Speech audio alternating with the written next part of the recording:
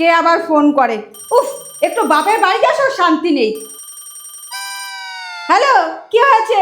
বাবু, বাড়িতে ডাক্তার এসেছে। ডাক্তার কেন?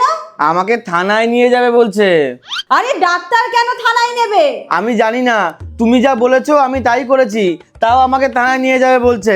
তুমি 10 মিনিট দাঁড়াও আর 10 মিনিট বসো, আমি 30 মিনিটের মধ্যেই আসছি।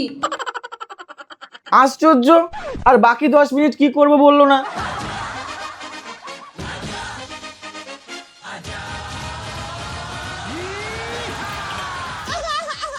কি হয়েছে?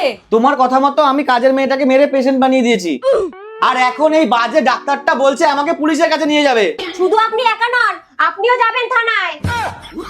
আরে ম্যাডাম, আমি ওকে বলে গেছিলাম কাজের মেয়েটাকে পেমেন্ট করতে, পেশেন্ট করতে না।